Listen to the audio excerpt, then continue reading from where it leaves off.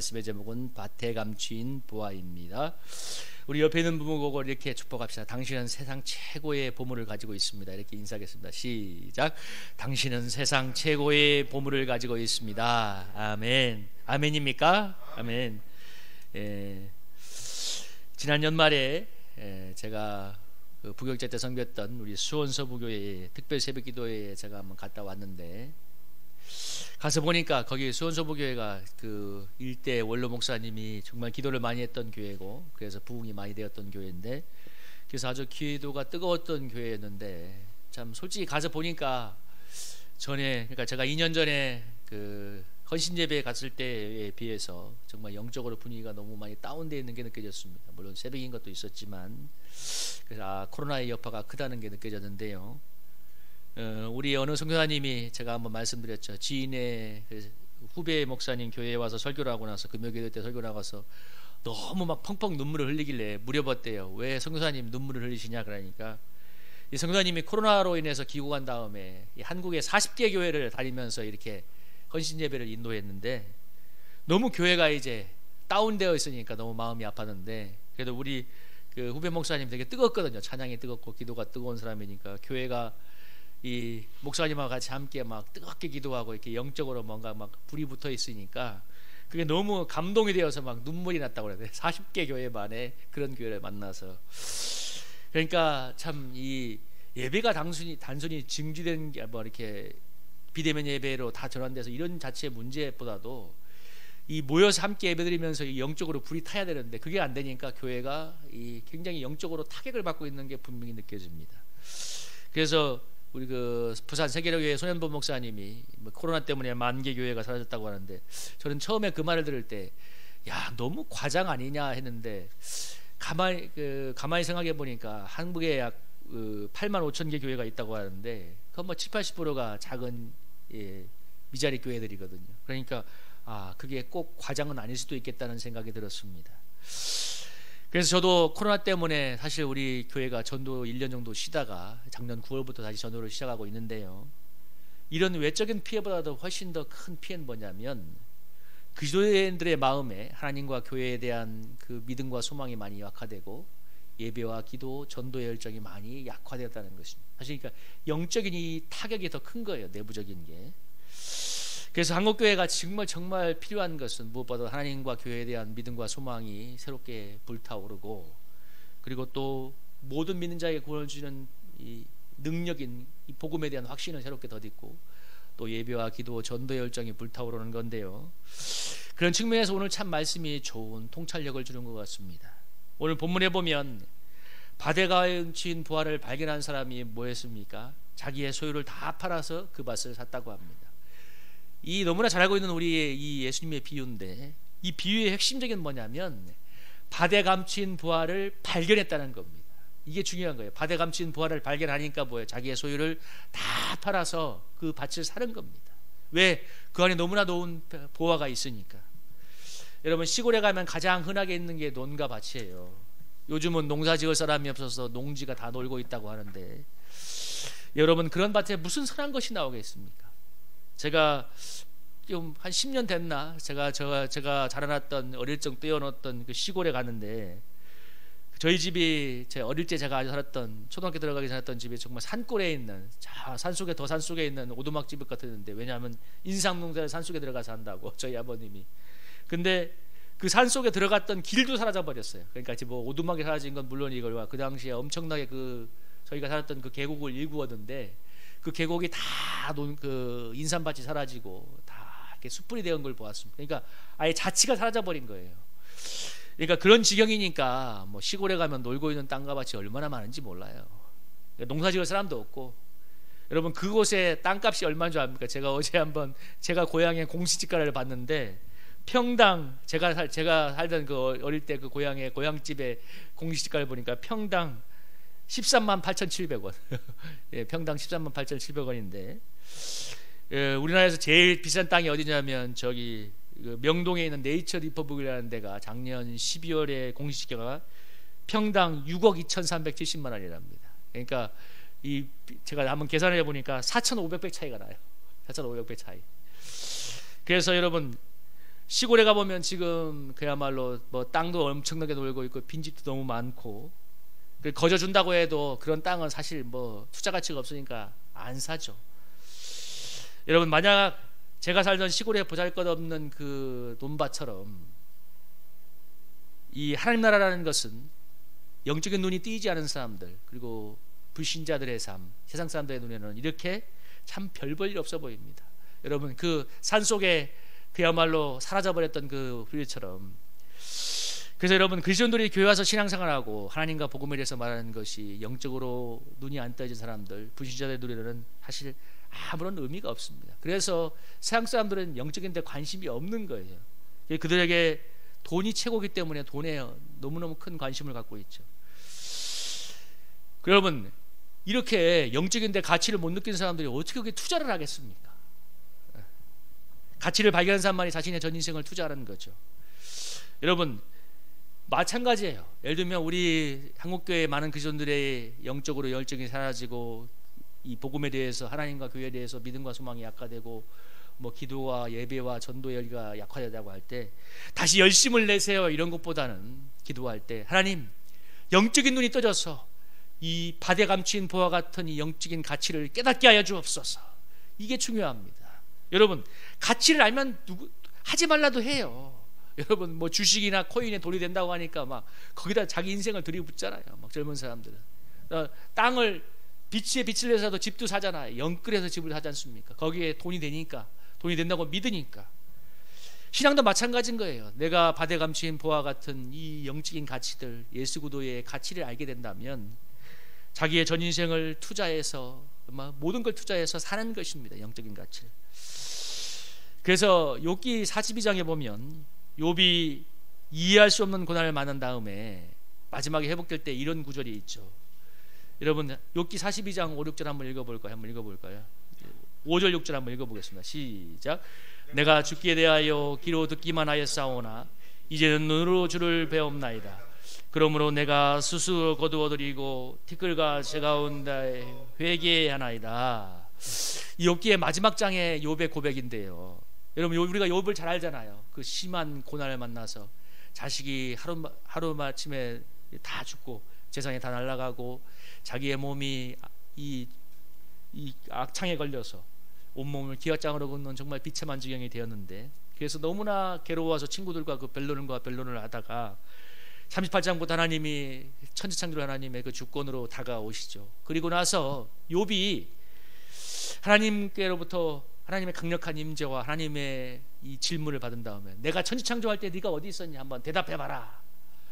이렇게 하나님이 너무나 직접적으로 다가와서 그에게 임재하시고 그의 영적인 눈을 열어주니까 그가 뭐라고 마지막에 고백하냐면, 내가 죽게 대하여, 그래서 이 42장 1절부터 4절의 내용이 뭐냐면 정말 내가 모르는 말을 했습니다. 주님 죄송합니다 하면서 5절 6절에 이렇게 고백하는 거예요. 내가 귀로만 들었는데 이제는 눈으로 주를 봅습니다. 그러면서 그 다음이 뭐냐면 내가 스스로 거두어드리고 티끌과 제 가운데서 회개합니다. 여러분, 귀로 듣는다는 말과 눈으로 본다는 말이 무슨 얘기죠? 귀로 들었다는 말은 뭐예요? 내가 하나님을 알고는 있었지만 너무나 피상적으로 알았는데 눈으로 봅니다. 이제 뭐 하나님의 더 깊은 영적인 세계를 내가 깨달았다는 거예요. 그러니까 백문이 불여일견이라는 말이 맞잖아요. 그래서 여러분, 그러니까 이제 욥이 그 다음에 회개를 하고 아직 남은 뒷장을 보면 욥의 인생에 놀라운 회복이 일어납니다.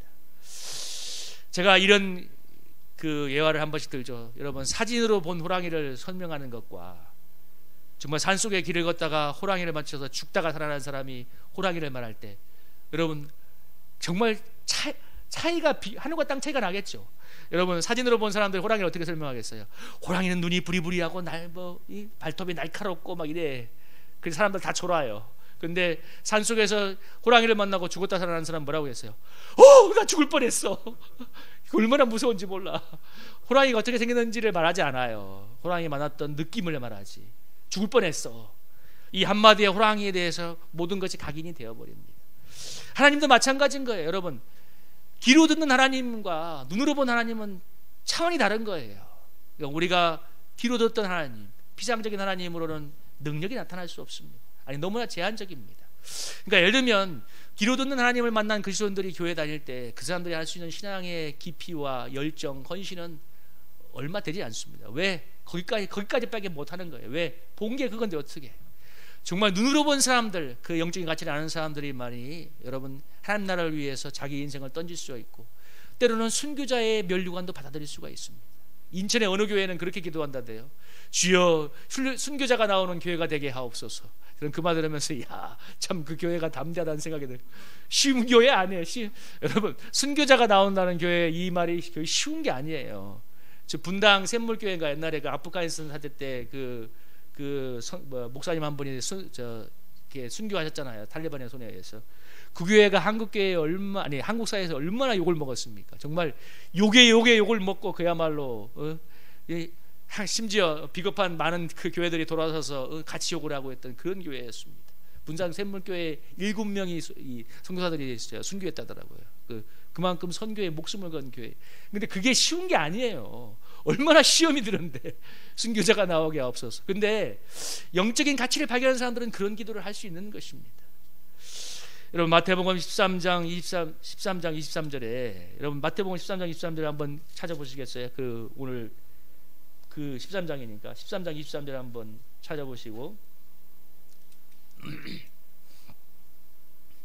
한번 찾아보시면 한번 읽어보겠습니다.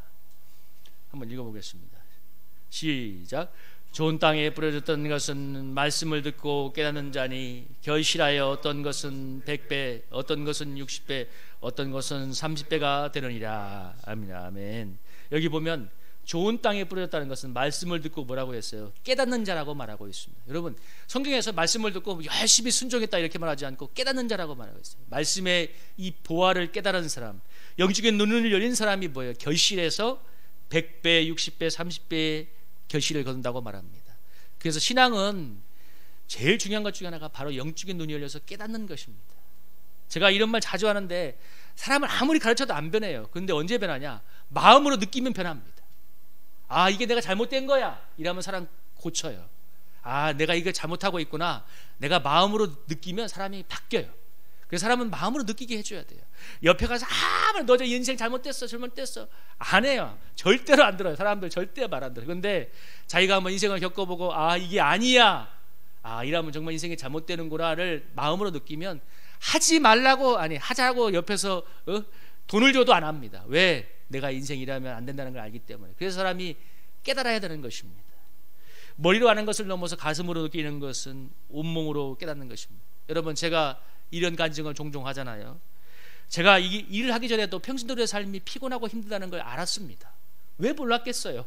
저도 눈이 있고 보는 눈이 있는데, 저도 또 살아온 가정이 뭐 그렇게 막 호화로운 삶을 살거나 평안한 삶만을 산 건 아니기 때문에 어느 정도 그래도 고생하는 거에 대해서는 아는 게 있었어요. 느끼는 게 있었어요. 근데 일하기 전에 평신도의 삶에 대한 이해는 뭐였냐면 어린 욥이 말한 것처럼 귀로 듣는 하나님이었습니다. 귀로 듣는 하나님. 왜? 그게 그렇게 아무리 안다고 하자면 피상적인 건데, 근데 일을 하면서 목회를 하니까 평신도의 삶이 온몸으로 이해가 되는 거예요. 아, 정말 피곤하니까 얼마나 기도 한번 하는 게 힘든가, 정말 이게 예배 한번 나오는 게 쉽지 않은가. 그러니까 욥이 고백한 것처럼 정말 눈으로 하나님을 보는 겁니다. 하는 것처럼 그 세계가 깨달아지는 것입니다. 그때 여러분 신앙에 깨달음과 능력이 나오는 거예요. 그러니까 전에는 아무리 내가 평소의 삶을 알고 이해하려고 마음으로 하려고 해도 여러분 제가 귀로 듣는 정도밖에 모르는데 어떻게 더 알아가겠어요.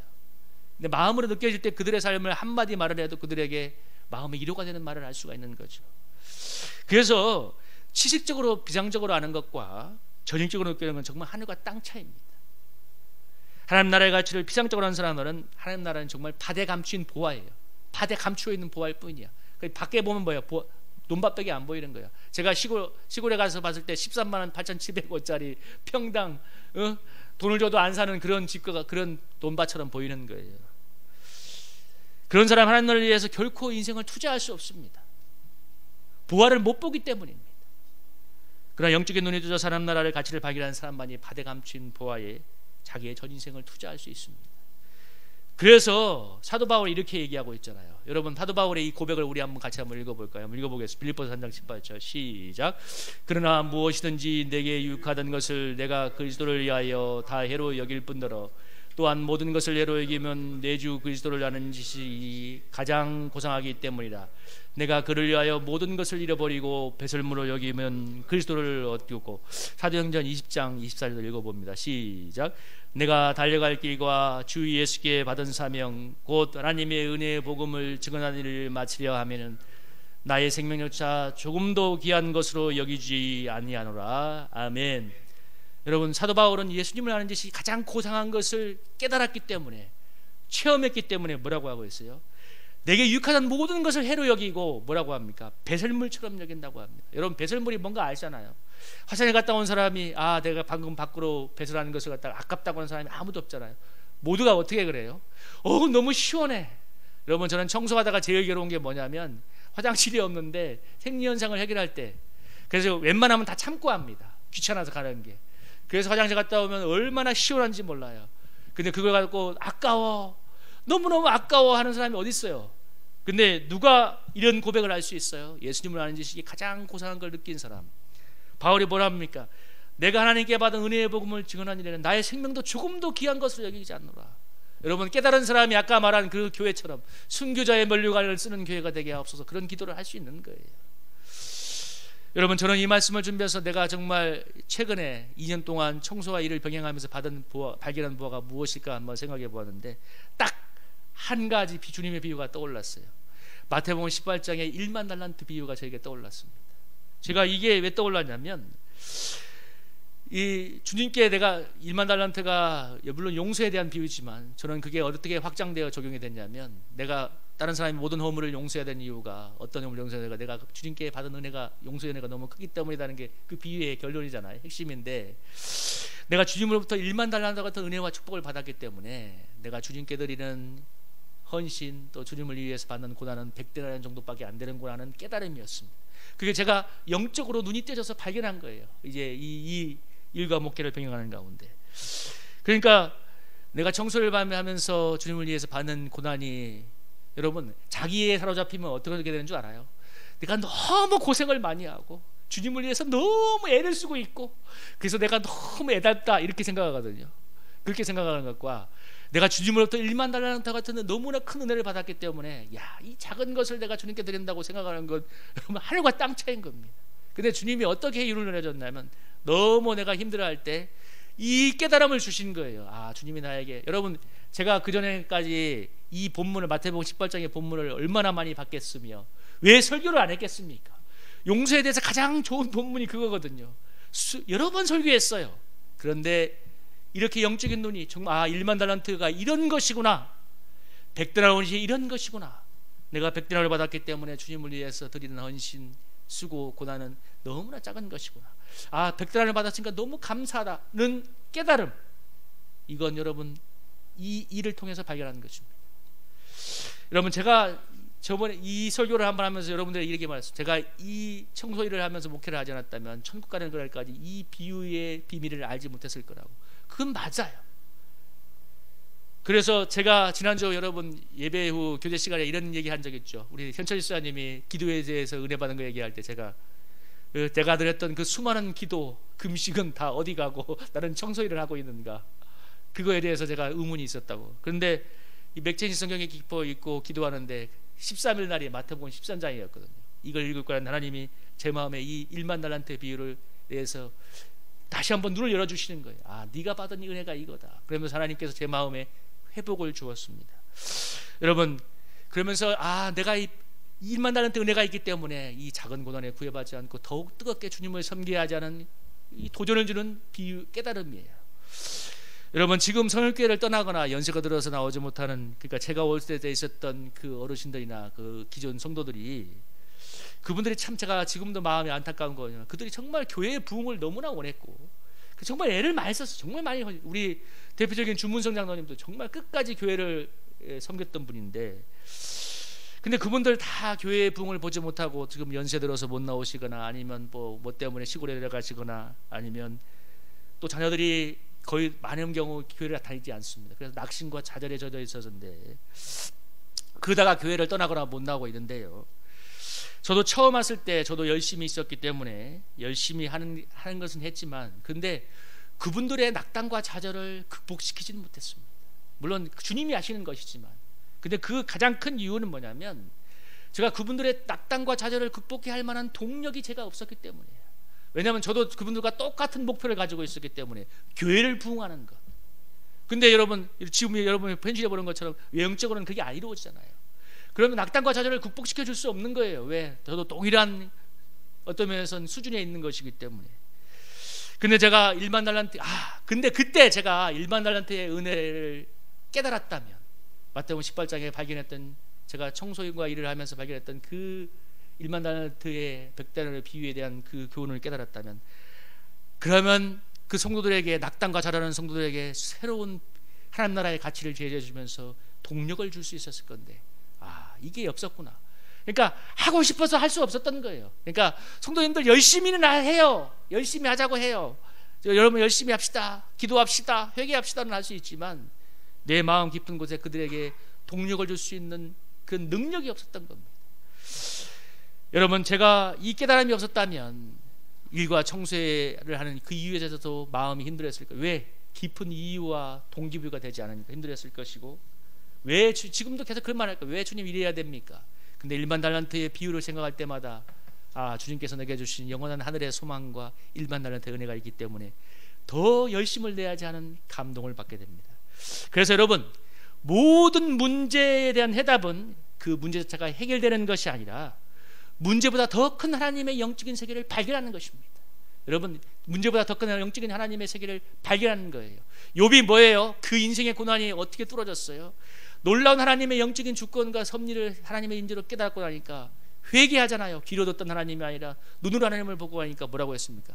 티끌과 재 가운데서 회개합니다. 왜? 방금 전까지 자식이 죽고 이 모든 재산이 날아가고 온몸에 병이 든 그 인생의 고난 때문에 하나님을 향해서 어떻게 내가 나한테 이럴 수 있어요? 하나님, 내가 이렇게 의롭게 살았는데 어떻게 내 인생을 이렇게 망가뜨릴 수 있어요? 이랬던 욥이 그 눈으로 하나님을 보고 하나님의 주권을 알게 되니까 무릎을 꿇지 않습니까? 주여, 제가 알 수 없는 말을 했습니다. 티끌과 재 가운데서 회개하나이다.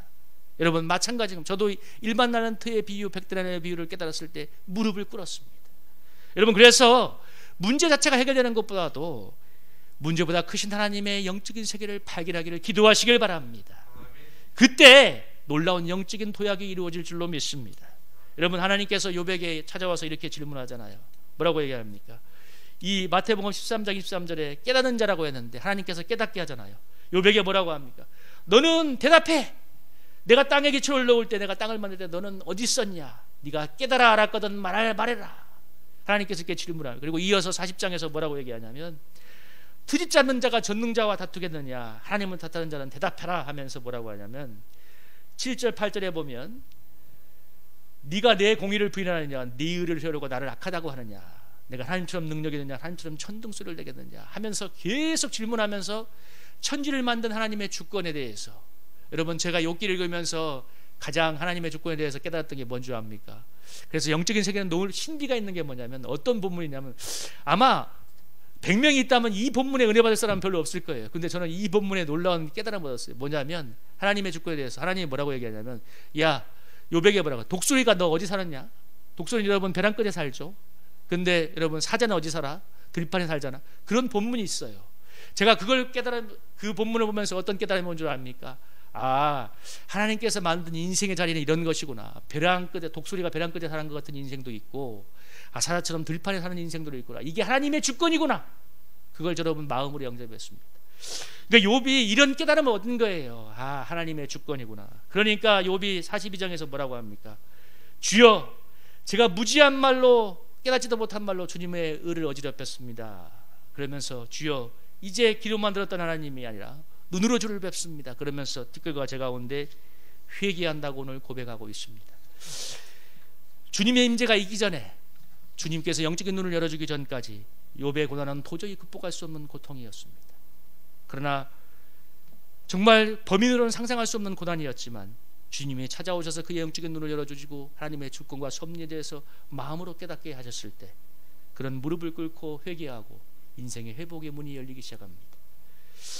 여러분, 이 지구촌에 코로나 환란을 주신 하나님의 뜻을 누가 알겠습니까? 코로나에 걸려서 죽은 사람도 있고 인생이 망한 사람도 얼마나 많습니까? 또 우리 교회도 얼마나 큰 타격을 받았습니까? 근데 여러분, 다른 편으로 생각해 보면 코로나가 알곡과 가라지를 갈라내는 시금석이 되기도 합니다. 여러분, 코로나가 안 와도 시험 들 사람은 시험 듭니다. 그러니까 코로나 핑계 댈 필요 없어요. 코로나 때문에 안 나오는 많은 사람들이 있다고 하는데, 아니요, 코로나가 안 와도 시험 들 사람은 시험 들어요. 근데 코로나보다 더한 환란이 와도 예수를 따고 생명을 걸고 순교를 각오하고 주님을 따르는 사람은 따릅니다. 여러분, 그게 중요한. 그리고 아니, 그런 환란이 그 시금석이 돼요. 그렇게 살아 그렇게 갈 것인가, 아니면 그야마 가라지처럼 갈 것인가를 만들어내요. 이 갈림길로 가게 합니다. 그래서 어려움과 문제가 바대감친 부와 예수를 만나게 함으로 영적인 눈이 열림으로써 영적인 도약이 되는 디딤돌이 되기도 하고, 어려움과 문제가 시험에 걸려서 넘어지는 걸림돌이 되기도 합니다.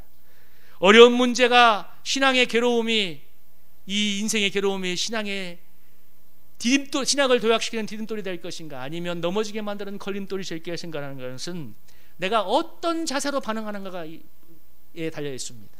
여러분, 이 말씀 마태복음 13장 14절, 여러분 14, 15절 한번 같이 한번 읽어볼까요? 어떤 마음에서 한번 읽어보겠습니다. 시작. 이사야언이 그들에게 이루어졌을 때 일렀을 때 너희가 듣기는 들어도 깨닫지 못할 것이요 보기는 보아도 알지 못하리라. 이 백성들의 마음이 완악하여져서 그 귀는 듣기에 둔하고 눈은 감았으니 이는 눈으로 보고 귀로 듣고 마음으로 깨달아도록 해요. 내게 고침을 받을까 두려움이라 하였느니라. 나머지도 있습니다. 그러나 너희 눈은 보므로 너희 귀는 들음으로 보기도다. 내가 진실로 너희에게 이르노니 많은 선지자와 의인이 너희가 보는 것을 보고자 해도 보지 못하였고 너희가 듣는 것을 듣고자 해도 듣지 못하였느니라. 아멘. 예수님이 비유로 수많은 하나님의 천국 복음을 가르쳤는데, 비유로 가르치는 건 아주 단순해요. 쉽게 알아들으라고. 쉽게 알아들으라고. 예를 들면 이거잖아. 마태복음 6장에 하늘을 나는 새를 봐라, 들에 핀 백합화를 봐라, 하나님이 이렇게 돌보시지 않느냐 하면서 하물며 너희를 돌보지 않겠냐는 그런 비유를 얼마나 마음에 깊이 들어와요. 그냥 너무나 쉽게. 그런데 마음이 완악한 사람들은, 마음이 닫혀있는 사람들은 아무리 비유로 해도 여러분 못 알아듣습니다. 이 말이 그 말이에요. 내가 듣고 깨달을까 하는 거는 역설적인 표현인 거예요. 마음이 완악한 사람들은 뭐예요? 아무리 비유로 쉽게 가르쳐도 듣지 못하는 거예요. 그래서 여러분, 신앙생활의 가장 큰 적직이 하나가 뭐냐면 무관심과 매너리즘입니다. 여러분, 간단해요. 왜 못 알아듣는가? 관심이 없으면 들려오지 않습니다. 아주 단순한 거예요. 여러분, 돈에 관심 있는 사람들은 돈 번다는 소식은 귀신같이 찾아내요. 제가 아는 어느 청년이 그러더라. 주식을 해보니까 매일 아침마다 1년 동안 경제 뉴스를 보고 신문을 챙겨본대요. 1년 지나니까 경제의 도사가 되더래요. 그러니까 그러면서 이제 주식의 종목을 이제 예측하기 시작하는 거야. 이 종목이 올라가겠다. 그래서 사람이 얘기 들어보니까 1년 정도 지나니까 사람이 전문가가 돼 있어요. 왜 그렇죠? 간단해요. 돈이 되는 거니까. 그 피곤한 중에도 그걸 보고 연구하고 눈이 띄어지는 겁니다. 여러분, 관심이 없으면 아무리 말해도, 아무리 예수님의 비유가 아니라 더한 걸 갖고, 여러분 제가 이런 비유하잖아요. 하나님이 사람들 회개시키기 위해서 저 하늘에다 큰 비디오를 들어가지고 천국과 지옥을 보여주면 얼마나 좋을까. 근데 여러분, 관심이 없는 사람들은 그걸 봐도 그래 하고 지나가요. 아무 관심 없는 사람들, 마음이 완악한 사람들에게는 답이 없는 겁니다. 그래서 여러분, 이게 정말 진리입니다. 여러분, 이거 한번 읽어볼까요? 한번 읽어보겠습니다. 마태복음 5장 3절입니다. 시작. 심령이 가난한 자는 복이 있나니 천국이 저들의 것이며. 아멘. 여러분, 심령이 가난한 자가 복이 있다는 말. 여러분, 관심 없는 사람, 마음이 완악한 사람은 아무리 천국 복이 와도 들어도 아무리 교회를 10년 다니고 100년 다녀도 알아듣지 못하지만, 심령이 가난해서 하나님 나라를 구하는 자들은 천국이 저들의 것이 될 것입니다. 누가 바다에 감추인 부활을 발견할 수 있을까? 심령이 가난한 사람입니다. 그 사람이 하나님의 천국의 비밀을 볼 수 있는 거예요. 그래서 여러분, 어려움 때문에 마음이 가난하고 겸손하고 하나님을 찾게 된다면 여러분 정말 축복 중에 축복인 것을 믿으시기를 바랍니다. 왜? 영적인 부활을 찾을 것이기 때문에. 제가 이러면서 목회하는 어려움 때문에 하나님과 멀어졌다면 저주겠지만, 그것 때문에 주님을 더 찾게 되고 영적인 부활을 깨닫고 발견하게 됐다면 축복의 세계로 가고 있는 것입니다. 여러분, 제가 아까 말했잖아요. 그 일과 목회를 병행하지 않았다면 마태복음 18장을 죽을 때까지 깨달지 못했을 거라고. 여러분이 지금 겪고 있는 그 어려움이 아니면 여러분이 죽을 때까지 깨닫지 못한 하나님의 영적인 세계가 있습니다. 하나님이 그걸 여러분에게 열어주려고 그 인생의 길을 인도하고 있는 거예요. 여러분은 어떤 인생을 살고 있습니까? 그 어려움 때문에 마음이 가난해서 주님을 찾고 있다면 천국이 여러분의 것이 될 것입니다. 여러분, 천국은 뭐라고 했어요? 밭에 감추인 보화라고 했습니다. 여러분, 발견한 사람이 전 인생을 투자해서 그 밭을 산다고 말하고 있습니다. 여러분, 지금 내 인생이 어려움 때문에 마음이 가난해서 하나님을 찾고 있다면 이 밭에 감추인 보화를 찾을 때가 가까웠음을 믿으시기 바랍니다. 영적인 눈이 열리고 천국의 보화를 발견하게 될 것입니다. 여러분, 그 보화를 발견한 사람은 어떤 대가도 아까워하지 않고 그걸 투자해서 그 보화를 소유하는 여러분 축복의 인생이 될 줄로 믿습니다.